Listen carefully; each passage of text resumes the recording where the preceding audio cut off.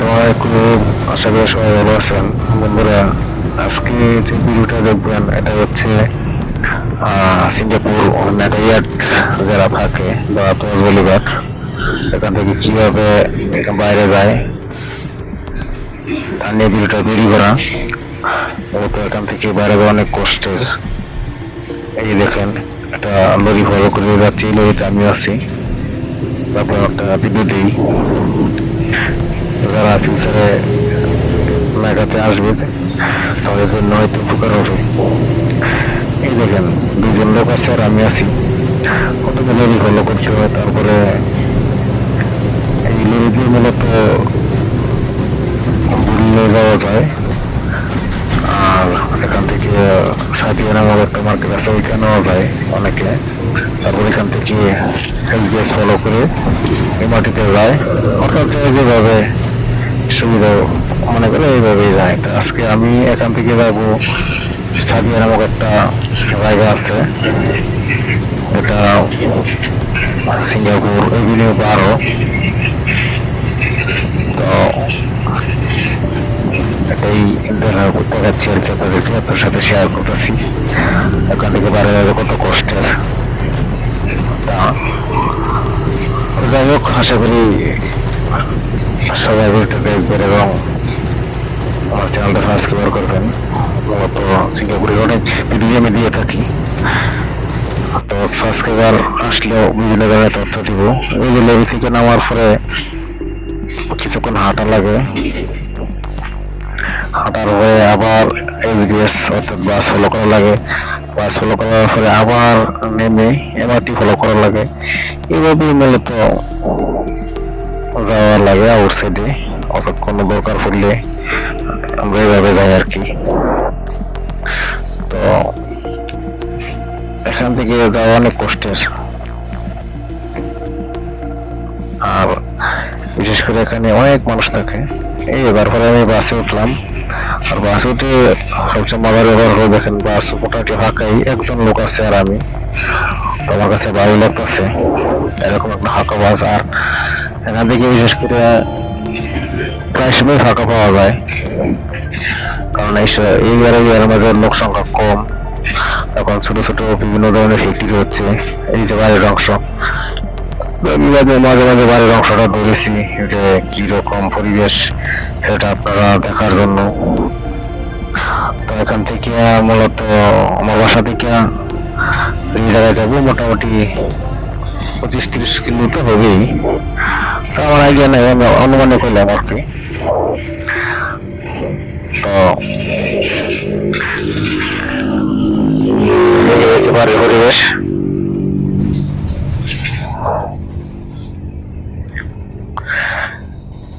আর আমি যে জায়গায় যাবো সেটা হচ্ছে দার্জিলিং। এখান থেকে নেমে তারপর এসবিএস ফলো করবো। এইগুলো হচ্ছে তোয়াজ এরিয়ার ভিতরে সব স্পট গুলো। একসময় এখানে এই দিক দিয়ে কোনো রাস্তায় ছিল না, আমরা যখন প্রথম আসি একবারে ফাঁকা ছিল। তো এখন মোটামুটি অনেক গাছপালা আছে, পরিবেশ মোটামুটি সুন্দর। এই যে পাওয়ার প্ল্যান্ট গুলো দেখা যাচ্ছে। আর পরিবেশ এখন মোটামুটি ভালোই। এখানে প্রজেক্টের ভিতরে এখন অনেক দূর উঠে গেছে, যেসব কোনো বাংলাদেশি ইন্ডিয়ানরা থাকে। তো আমরা যে এরিয়ার মধ্যে থাকি ওই এরিয়ার মধ্যেই এসবিএস বা বাসের কোনো সুযোগ সুবিধা নাই, যে কারণে আমাদের ওইভাবে যাওয়া লাগে বাইরে। আর কি কারণে তারা এরাস করে না তাও জানি না। আর আমরা যে এরিয়াতে থাকি এখানে বিশাল সাগর পার করতেছে মালয়েশিয়া থেকে মাটি এনে, যেটা কল্পনা করলো অনেক কিছু। এই যে দেখেন ওই দিক প্রজেক্ট হচ্ছে, বিশাল বড় এরিয়া, এখন ফাঁকা জায়গা, প্রজেক্টের পরে প্রজেক্ট হচ্ছে। যাই হোক, সবাই আমার চ্যানেল সাবস্ক্রাইব করবেন, দেখবেন। তো এইভাবে আমি বাসে আছি, বাসা থেকে কিছু ভিডিও করলাম আপনাদেরকে সাথে শেয়ার করার জন্য। আর কারো যদি কিছু জানা থাকে তো আজ নিয়ে বা এই এরিয়া সম্বন্ধে, তাহলে আমাকে কমেন্টে বলতে পারেন, আমি যতটুকু সম্ভব আপনাদেরকে বলবো। তো সবাই ভালো থাকবেন। আল্লাহ হাফেজ।